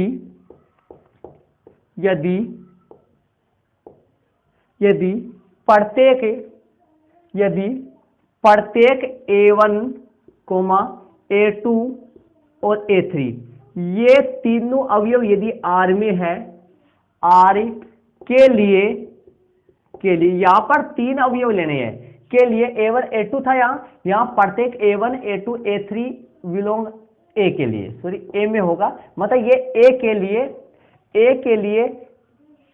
लिए A1 A2 ये कलमित युग्म है, मतलब ये अवयव है R का, तथा A2 A3 अवयव है R से, मतलब यदि ये दोनों के दोनों अवयव किसके हैं, R से R के हैं, तो यहां से अपने को क्या प्राप्त होगा, से A1 A2 R में उपस्थित है और A2 A3 भी R में उपस्थित है, तो यहां से A1 A3 भी ये भी R ये भी R में प्राप्त हो, ये भी R में हो। तो इस तरीके से ये परिभाषा होगी संक्रामक संबंध की। मैं इसको क्लियर आपको करता हूं, कराता हूं, ध्यान से देखिए। संक्रामक समुच्चय ए पर परिभाषित संबंध R संक्रामक संबंध कहलाता है। समुच्चय ए पर परिभाषित संबंध R, समुच्चय ए पर परिभाषित संबंध R संक्रामक संबंध कहलाता है यदि प्रत्येक A1 A2 A3 ये तीनों अवयव A में समुच्चय A में स्थित है के लिए A1 A2 यदि R का अवयव है तथा A2 A3 भी R का अवयव है, तो पक्का ही A1 A3 भी R का अवयव होना चाहिए। यदि A1 A2 R का अवयव है और A2 A3 R का अवयव है, तो यदि तब A1 A3 भी R का अवयव होना चाहिए। यदि A1 A3 R का अवयव है तो वो संबंध R संक्रामक संबंध कहलाएगा। तो ये मैंने आपको तीनों करवा दिए हैं। यदि कोई भी संबंध R सौतुल्य संबंध हो, सम्मित संबंध हो और संक्रामक संबंध हो, तो वो संबंध वो तीनों प्रकार का संबंध R, यदि कोई संबंध R तीनों प्रकार का हो तो वो एक तुल्यता संबंध कहलाएगा। तो इस तरह से मैंने आपको इनको समझाया है। शायद थोड़ा इसमें क्या करना है, ध्यान से देखिए, यहाँ पर तो अवयव समुच्चय ए का एक ही अवयव ए लिया गया है, तो ए होगा तो ए और ए ये कर्मित युग्म आर का अवयव होगा। यहाँ पर दो अवयव लिए गए हैं समुच्चय ए के, और फिर a1 a2 बिलोंग करेगा, मतलब a1 a2 अवयव आर का है, तो a2 a1 भी अवयव आर का होना चाहिए। यहाँ पर तीन अवयव ले लिए, a1 a2 a3 के लिए a1 a2 यदि आर में है और a2 a3 भी आर में है, यदि ये दोनों कर्मित युग्म आर में है तब a1 a3 भी आर में होना चाहिए, और a1 a3 यदि आर में है तो संबंध आर संक्रामक संबंध कहलाएगा। अब मैं कुछ एग्जाम्पल द्वारा समझाता हूं आपको, एग्जाम्पल से आपका पूरा क्लियर समझ में आ जाएगा, एग्जाम्पल से समझ आ जाएगा। चलिए इनको आप यहां तक ऐड कर लीजिए। अब चलता हूं, कुछ उदाहरण लेकर समझाता हूं। उदाहरण की मदद से अपने कोई भी संबंध, एक समुच्चय ए लेते हैं और एक संबंध आर लेते हैं, और उनसे अपन उदाहरण से समझते हैं कि समतुल्य संबंध, सम्मित संबंध और संक्रामक संबंध उदाहरण से उन एग्जाम्पल से और मैं आपको समझाता हूं।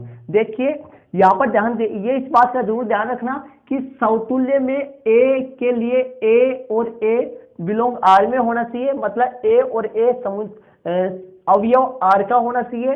और यहाँ पर देखिए a1 a2 आर में है तो a2 a1 आर में होना चाहिए, इस बात का ध्यान रखना। और यहाँ पर मतलब एक अवयव लिया जाता है समुच्चय ए का, और यहाँ समुच्चय ए के दो अवयव लिए जाते हैं, यहाँ समुच्चय ए के तीन अवयव लिए जाते हैं। चलिए कुछ एग्जाम्पल दोबारा समझाता हूँ, इनको आप ऐड कर लीजिए। तो स्टूडेंट्स मैंने आपके सामने एक एग्जाम्पल ले लिया है और इस एग्जाम्पल द्वारा अपन समझते हैं। देखिए ध्यान से देखिए, एक उदाहरण द्वारा समझते हैं। यदि समुच्चय ए 1 2 3 4 है और संबंध आर जो है वो 1 1 है, 1 2 है, 2 1 है और 2 2 है, 3 3 4 4, मतलब संबंध आर में ये कर्मित युग्म है। अब ध्यान से देखिए, इस बात का ध्यान रखना, ए क्रॉस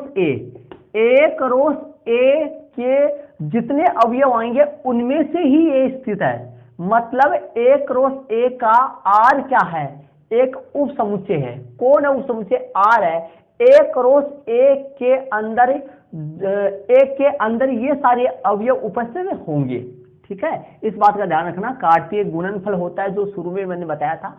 तो देखिए अब इसका समतुल्य की जांच अपन करते हैं। समतुल्य के लिए मैंने क्या समझाया था अभी, परिभाषा में अपन क्या बताए थे?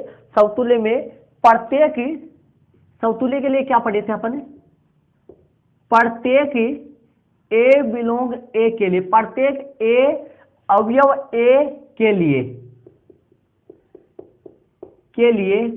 ए कर्मित युग्म आर में होना चाहिए। मतलब स्टूडेंट्स ध्यान दीजिए, कोई भी प्रत्येक अवयव, समुच्चय ए के प्रत्येक अवयव के लिए ए कर्मित युग्म आर में होना चाहिए। मतलब समुच्चय ए का प्रत्येक अवयव अपने खुद से संबंध रखना चाहिए, मतलब खुद स्वयं से संबंध रखना चाहिए, ठीक है। अब ऐसे देखिए ए में कितने अवयव है? 1 2 3 4, तो ए में 1 2 3 4 अवयव है, 4 अवयव है, तो ये चारों के चारों अवयव खुद से संबंधित होने चाहिए, ठीक है। तो यहाँ समुच्चय ए ये होना चाहिए, मतलब समतुल्य के लिए ये अपने पास होना चाहिए, समतुल्य के लिए ये अपने पास होना चाहिए, ये समतुल्य में होना चाहिए। अब यहाँ क्या है, यहाँ देखिए, यहाँ 1 1 2 2, देखिए 1 1, मतलब यदि एक की जगह में 1 लगाऊं, समुच्चय ए में कितने अवयव? प्रत्येक ए अवयव ए के लिए, मतलब कि ये इस ए का मतलब क्या हुआ? इस ए का मतलब हुआ कि ये चारों अवयव के लिए ए कर्मित युग्म आर में होना चाहिए। कर्मित युग्म क्यों बोलते हैं इसको? क्योंकि भाई क्रम में आ रहे हैं, पहले x का मान फिर y का मान, इस तरीके से, ठीक है। तो देखिए यदि a का मान 1 हो, स्मॉल a जो है इसका मान 1 हो, तो यहाँ पर यदि मैं 1 रखूं तो यहाँ पर क्या आएगा? 1 1 आर में होना चाहिए, तो 1 1 आर में है, ये रहा। दो दो भी आर में है, मतलब एक का संबंध एक वाला कन्विक्टिव आर में होना चाहिए है, दो दो भी आर में है। और यदि मैं तीन लूं तो तीन तीन भी आर में है, चार लूं तो चार चार भी आर में, ये आर में है, ये आर में विद्यमान है। इसका मतलब ये हुआ कि समुच्चय ए में स्थित प्रत्येक अवयव अपने खुद से संबंधित है, खुद से संबंधित है। एक एक से संबंधित है, दो दो से, तीन तीन से, चार चार से, मतलब खुद प्रत्येक अवयव खुद से संबंधित है। इसलिए इसलिए इसलिए आर क्या है, एक समतुल्य संबंध, मतलब आर समतुल्य संबंध, आर जो है वो समतुल्य संबंध रिफ्लेक्सिव रिलेशन है यहाँ पर, इसलिए आर समतुल्य संबंध है। ये अपने पास आर की जांच हो। यदि यहाँ पर 5 हो, ध्यान दो, यदि समुच्चय ए में 5 हो और इसमें 5 5 नहीं आए तो ध्यान देना आर समतुल्य संबंध नहीं होगा। वापस बताता हूं, ध्यान से समझिए। यदि यहाँ पर 5 हो और इसमें 5 5 नहीं आए, मतलब यहाँ पर कोई एक भी अवयव ऐसा हो जो उसका, जैसे मान लो यहाँ पर 5 हो, उसमें 5 5 नहीं आए और बाकी सारा हो, कोई भी अवयव इसमें ऐसा हो जिनका संबंध खुद से नहीं आए, जैसे यहाँ पर 5 हो, इसमें 5 5, समुच्चय ए में 5 हो और आर में 5 5 नहीं आए, तो आर एक समतुल्य संबंध नहीं होगा, है ना। प्रत्येक अवयव के लिए ऐसा होना चाहिए। शायद समझ में आ गया होगा समतुल्य संबंध किस तरीके से जांच करनी है, ठीक है। ए में एक भी अवयव ऐसा नहीं होना चाहिए जिसका आर में खुद से संबंधित नहीं हो, जिसमें आर में जैसे एक है, एक एक आ रहा है, दो है, दो दो आ रहा है, ये आ रहा दो दो, तीन है, तीन तीन आ रहा है, चार है, चार चार आ रहा है। अब ऐसा कोई अवयव नहीं है जिनका संबंध खुद से नहीं हो, स्वयं से संबंधित होना, इसको ये बोला जाता है। चलिए समतुल्य हो गया, समतुल्य की जांच होगी। अब मैं जांच करता हूं किसकी, सममिति। आर समतुल्य हो चुका है, संबंध आर समतुल्य संबंध है। यदि संबंध आर सम्मित भी हुआ और संक्रामक भी हुआ तो आर को अपन क्या कह देंगे, आर सम्मित, आर जो संबंध है वो समतुल्य भी है, सममित भी है, संक्रामक भी है, तो अपन आर को क्या कह देंगे, आर एक तुल्यता संबंध है, ठीक है। तो सम्मित की जांच अपन करते हैं। सम्मित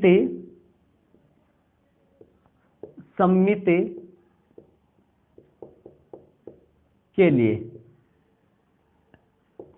लिए साइमेट्रिक रिलेशन जिसको इंग्लिश में कहते हैं, इसके अपन जांच करते हैं कि ये होता है कि प्रत्येक A1 A2 के लिए, प्रत्येक इसी तरीके से लिखेंगे सेम, प्रत्येक A1 A2 A के लिए,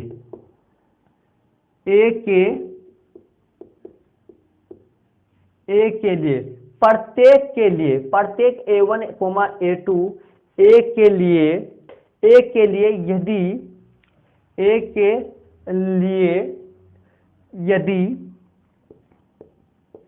यदि A1 A2 ये R में है उपस्थित,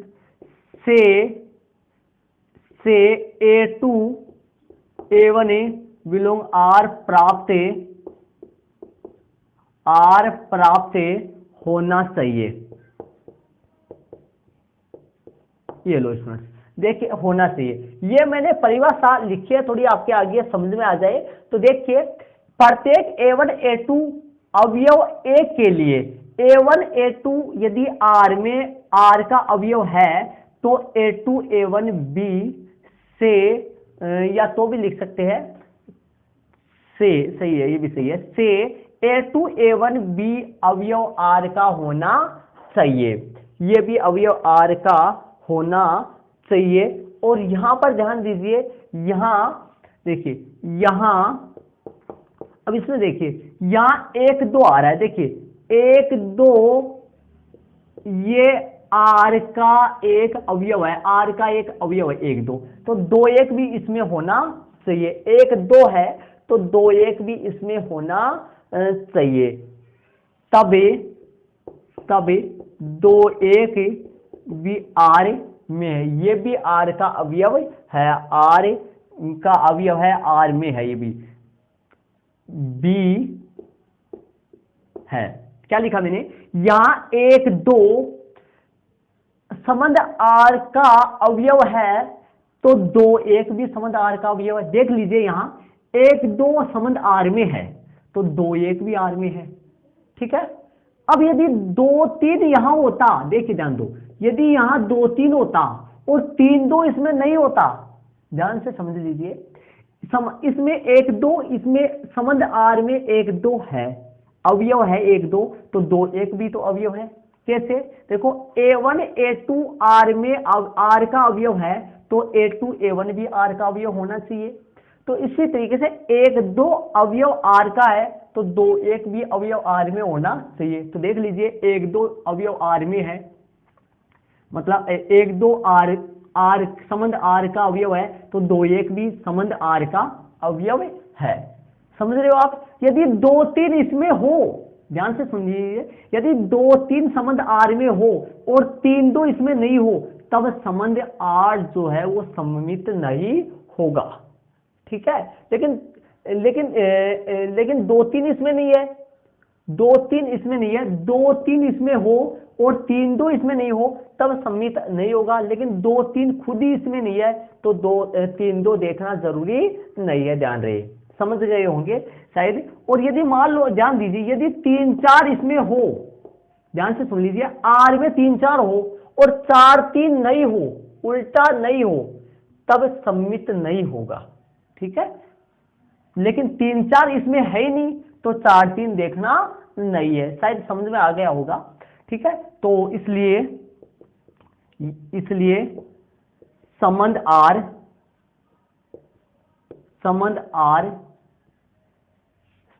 क्या है? इसलिए आर सम्मित संबंध है। इसलिए आर जो है वो सम्मित संबंध है। इसलिए आर जो है वो कैसा है? आर जो है वो, इसलिए आर सम्मित संबंध है, आर सम्मित संबंध है। अब जांच करते हैं अपन संक्रामक की। किसकी जांच करेंगे? संक्रामक की अपन जांच करेंगे कि आर संक्रामक है या नहीं है। संक्रामक की अपन जांच करेंगे। तो देखिए संक्रामक के लिए, तो यहां पर लिख देता हूं मैं, इसको यहां पर कर देता हूं मैं, संक्रामक के लिए जांच यहां पर मैं कर देता हूं। देखिए संक्रामक के लिए, संक्रामक के लिए तो प्रत्येक, अब इसमें तीन लेने हैं, इसमें कितने अवयव लेने हैं? इसमें तीन लेने हैं। देखिए प्रत्येक A1 coma A2 coma A3, प्रत्येक A1 कोमा A2, देखिए प्रत्येक A1 कोमा लगाया है, A2 और A3 अवयव A के लिए, प्रत्येक A1 कोमा A2 A के लिए,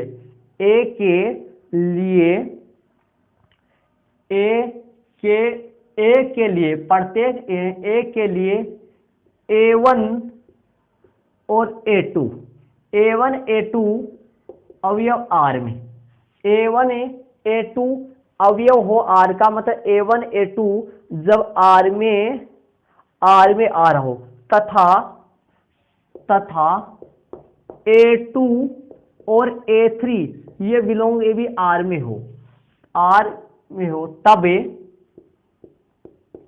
तब R में हो, और तब A1 A3 R B होना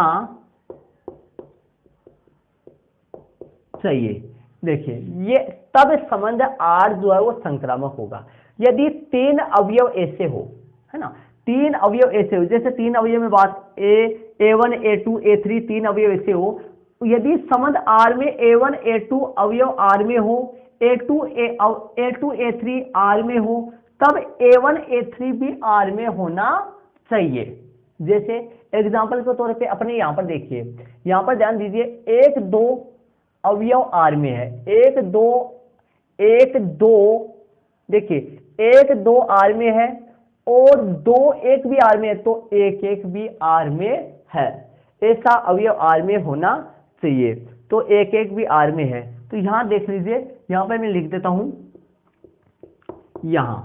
यहां देखिए, यहां एक दो, देखिए यहां पर A1 A2 A3 था, तो A1 A2 अवयव आर में है, तो एक दो मैं ले लेता हूं, एक दो बिलोंग कर रहा आर में, तथा फिर A1 A2 बिलोंग आर में, A2 A3, तो यहां से दो से चालू होंगे, दो एक आर है, आर में है, ये तो अवयव आर में है। देखिए एक दो बिलोंग कर रहा है आर में और दो एक भी आर में आ रहा है, तब आर में क्या होना चाहिए, तब देखिए तब एक एक ये भी आर में एक एक बी है, ये भी है। देख लीजिए, वापस समझाता हूं, ध्यान से समझिए, ध्यान दीजिए।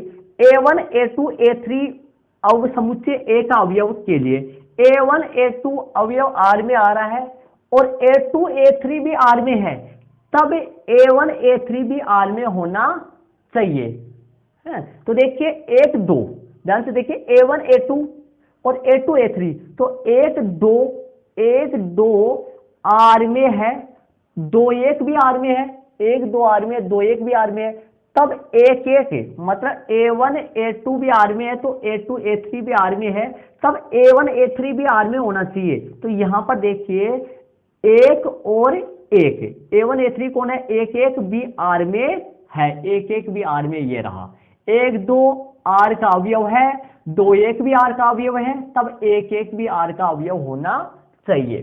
समझ गए होंगे शायद, और मैं अच्छी तरीके से और क्लियर कराता हूं। देखिए A1 A2 और A3, इसका मतलब यहां पर क्या ले रहे हैं अपन, A1 तो अपने पास एक है और A2 अपने पास दो है और अपने पास ये A1 A2 और A2 A3 और A3 में अपने पास एक है। तो यहां पे देखिए A1 A2 ये आर में है और A2 A3 ये भी आर में है, ये भी आर में है, A2 A3 भी आर में। यहाँ पर नहीं समझ आ रहा है आपके, यहाँ दिखाई नहीं दे रहा आपको, तो यहाँ पर मैं समझाता हूँ, ध्यान दीजिए। A1 A2 A3 इसका मतलब क्या है, एक दो एक, ठीक है, इसका मतलब ये है। तो अब देखिए A1 A2 आर में आ रहा है और A2 A3 भी आर में आए, है ना, A1 A2 भी आर में आ रहा है, A2 A3 भी आर में, मतलब एक दो आर में आ रहा है। तो बताइए दो एक भी आर में आ रहा है, देखो ये रहा, एक दो आर में है तो दो एक भी आर में है, तब एक तीन मतलब A1 A3 मतलब एक एक भी आर में होना चाहिए, एक एक भी आर में है। तो कहने का मतलब ये है स्टूडेंट्स, यदि तीन अवयव समुच्चय A में तीन अवयव ऐसे हो, उनसे पहले से और दूसरे से कनिष्ठ युग्म बने वो आर में हो, दूसरे से तीसरे से बने वो भी आर में हो, तब पहले से और तीसरे से बनने वाला भी आर में होना चाहिए, तब वो संबंध संक्रामक संबंध होगा। तो इसलिए आर जो है वो संक्रामक संबंध है, इसलिए आर संक्रामक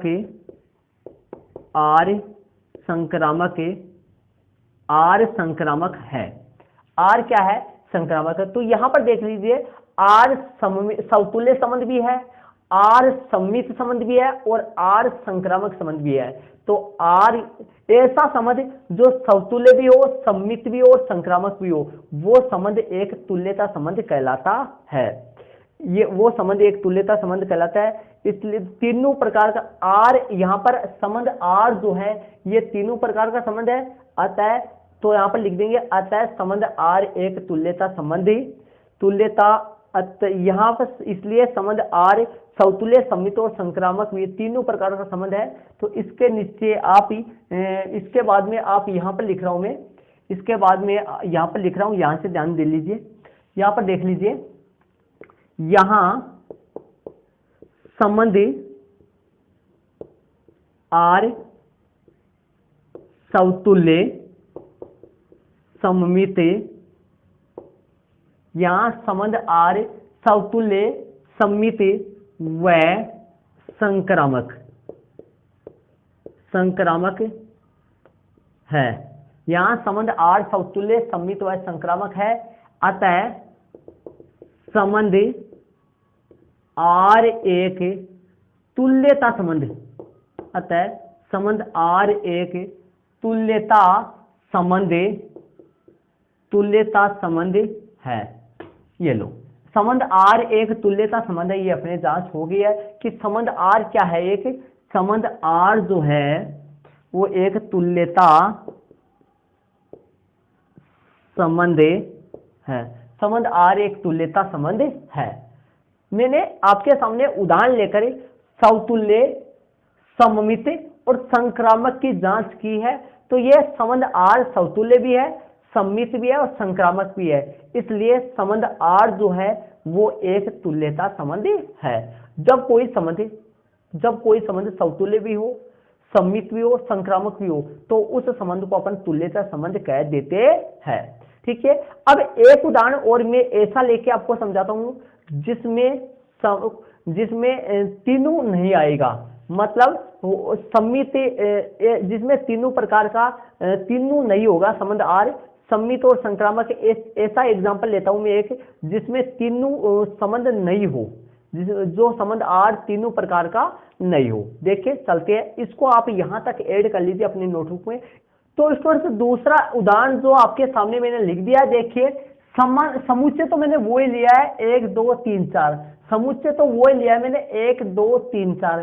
तो और इस समुच्चय पर परिभाषित संबंध दूसरा ले लिया मैंने, क्या ले लिया, 1 2 3 4 और 4 3 वाला संबंध ले लिया। देखिए इसको अपन कर लिए, इसमें अपन इसकी जांच करते हैं, इस संबंध आर की जांच करते हैं कि समतुल्य है, समतुल्य, सममित और संक्रामक है या फिर नहीं है।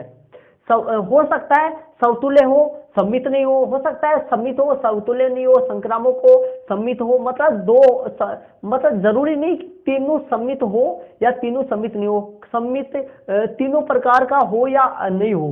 जैसे समतुल्य हो सकता है, सम्मित और संक्रामक नहीं हो, संक्रामक हो सकता है, सम्मित नहीं हो। जरूरी नहीं कि तीनों प्रकार का हो ही, अलग अलग भी हो सकता है। चलिए देखते हैं, समतुल्य के लिए जांच करते हैं। तो देखिए यहां एक एक एक एक, देखो समुच्चय ए में एक आ रहा है, तो एक एक एक एक जो है वो संबंध आर में होना चाहिए। 2 आ रहा है, 2 2 होना चाहिए। 3 आ रहा है, 3 3 होना चाहिए। 4 आ रहा है, 4 4 होना चाहिए। ये संबंध आर में होना चाहिए, लेकिन नहीं है, नोट इक्वल लगा दिया मैंने। ठीक है। देखिए कैसे पता चला कि अपनी परिभाषा क्या है, समतुल्य की परिभाषा क्या है, प्रत्येक ए के लिए, प्रत्येक ए के लिए ए अवयव आर में होना चाहिए। ये परिभाषा है किसकी, समतुल्य की। प्रत्येक ए, समुच्चय ए के लिए ए बिलोंग आर में होना चाहिए, मतलब एक आर का अवयव होना चाहिए। तो देखिए एक का मतलब समुच्चय एक के अवयव कितने हैं, 1 2 3 4। तो एक आर में होना चाहिए, 2 2 भी होना चाहिए, 3 3 भी होना चाहिए, 4 4 भी नहीं होना चाहिए, लेकिन यहाँ पर कोई भी नहीं है। जरूरी ध्यान दो स्टूडेंट्स, यदि इनमें से एक एक हो, 2 2 हो, 3 3 हो, लेकिन 4 4 भी होना जरूरी है। मतलब प्रत्येक अवयव के लिए ऐसा होना जरूरी है। यहाँ तो कोई सा भी नहीं है, तो इसलिए संबंध आर, इसलिए आर जो है वो सममित, समतुल्य, आर समतुल्य नहीं है। ठीक है, इस तरीके से जांच करनी है। अपने को वो नहीं लिखना, पीछे वाले उदाहरण में मैंने पूरा डिटेल से लिखा था ताकि आपके समझ में आ जाए। आगे समतुल्य हो गया, अब लिखेंगे सम्मित के लिए, सम्मित के लिए जांच करेंगे। ठीक है, सम्मित में क्या होता है, सम्मित के लिए कैसे जांच करते हैं, देखिए सम्मित के लिए क्या होता है, A1 और A2 ये दोनों ए में होना चाहिए, और A1 A2 बिलोंग आर में, तब A2 A1 ये भी आर में होने चाहिए।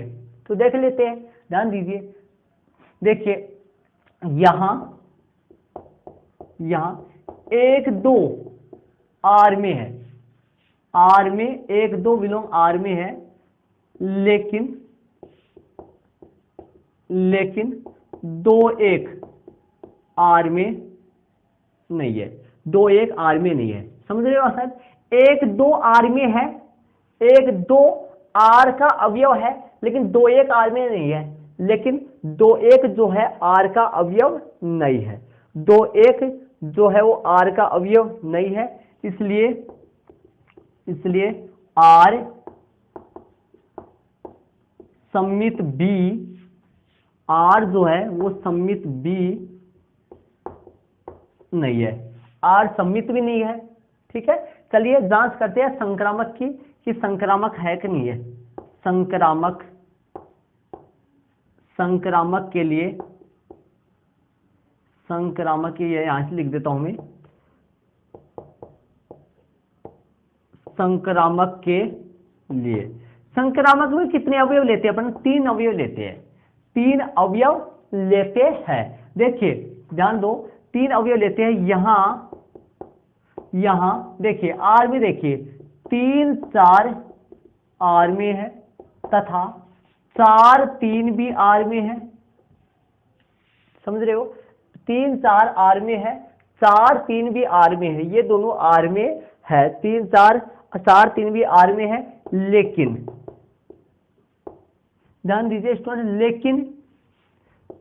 लेकिन कौन नहीं है? देखिए अपनी परिभाषा क्या थी, परिभाषा समझिए, A1 A2 A3, ये 3 यहां पर समझिए, परिभाषा पहले समझिए आप, A1 A2 और A3, मेरे A1 A2 A3 ये A में है, तब A1, A2 यदि R में है तथा A2 A3 भी R में है, यदि ये दोनों R में है तब A1, A3 भी R में होना चाहिए। ध्यान से समझिए स्टूडेंट्स, ध्यान दीजिए, A1 A2 A3 यदि ये तीनों अवयव एक के है, तब यदि A1 A2 R का अवयव है, A2 A3 भी R का अवयव है, तब ये शुरू वाला और ये लास्ट वाला ये कनिट्यूबम भी R में होना चाहिए, तब तो R संक्रामक है, अन्यथा संक्रामक नहीं है। तो देखिए मैंने क्या किया है, 3-4 R में है, देखिए 3-4 R में है और 4-3 भी R में है, 3-4 R में है तथा 4-3 भी R में है, तो बताइए पहले वाला, शुरू वाला, लास्ट वाला कौन सा हुआ? 3-3 भी R में होना चाहिए, लेकिन यहां पर लिखूंगा मैं 3-3 R में नहीं है। देख लीजिए 3-3 जो है वो R का अवयव नहीं है, 3-3 R में नहीं है, देख लीजिए नहीं है ना 3-3 R में, इसलिए R जो है वो संक्रामक संबंध नहीं है, R क्या नहीं है, इसलिए R संक्रामक संबंध, R संक्रामक संबंध नहीं है। यहां R समतुल्य, सममित तथा संक्रामक तीनों ही नहीं है, अतः तीनों ही नहीं है, अतः R तुल्यता संबंध नहीं है। ये स्टूडेंट्स अपन तुल्यता की जांच कर ली, R जो है वो तुल्यता संबंध नहीं है। और ध्यान दीजिए, आप ये समझ रहे होंगे कि यहाँ पर संबंध R समतुल्य भी नहीं है, सममित भी नहीं है और संक्रामक भी नहीं है, इसलिए संबंध R तुल्यता संबंध नहीं है। ध्यान दीजिए, यदि इन तीनों में से कोई भी एक भी नहीं हो तब भी R तुल्यता संबंध नहीं होगा। तुल्यता संबंध तभी होगा R जब R संबंध समतुल्य भी हो, सममित भी हो, संक्रामक भी हो, तीनों प्रकार का यदि संबंध R है तब R को अपन तुल्यता संबंध कहेंगे। लेकिन यहाँ पर R समतुल्य भी नहीं है, सममित भी नहीं है, संक्रामक भी नहीं है, इसलिए संबंध R यह संबंध आर एक तुल्यता संबंध की श्रेणी में नहीं आएगा। तो स्टूडेंट से ध्यान दीजिए, यहाँ तक के नोट्स आप अपनी नोटबुक में ऐड कर लीजिए। प्रश्नावली 1.1 के पहले जितना भी बेसिक नॉलेज था, जितनी भी बेसिक जानकारी थी, वो मैंने पूरा का पूरा इस वीडियो में आपको क्लियर करवाया है, कुछ भी मिस नहीं किया। यदि आप शुरू से लेकर इस वीडियो को स्किप किए बिना ध्यान से समझे हो तो मैं गारंटी के साथ मैं आपको कह सकता हूं स्टूडेंट से आपके कंप्लीट पूरा समझ में आएगा। और जहां पे भी आपके समझ में नहीं आया है वहां पे वीडियो को पॉज करके रिटर्न देखिए, पूरा आपके क्लियर होगा। और फिर भी आपके नहीं समझ आया तो कम से कम 2 या 3 बार वीडियो को देखिए, आपके पक्का समझ में आएगा स्टूडेंट से। और यदि जहां पे और भी अच्छी तरीके समझ में नहीं आ रहा है और वीडियो आपको कैसा लगा, समझ में आया कि नहीं आया, कमेंट जरूर से कीजिए। और अच्छा लगा तो वीडियो को लाइक कीजिए, अपने दोस्तों के साथ जरूर से वीडियो को शेयर कीजिए। ओके स्टूडेंट से थैंक्स। और अगले वाले प्रश्नावली 1.1 के पहले जितने भी एग्जाम्पल है वो अगले पार्ट में मिल जाएंगे आपको। आप वीडियो को लगातार देखते रहिए, प्रत्येक पार्ट बना हुआ है, आपको मिल जाएगा। ओके स्टूडेंट से थैंक्स। इसी के साथ अपने अगले वाले वीडियो में मिलते हैं। जय हिंद।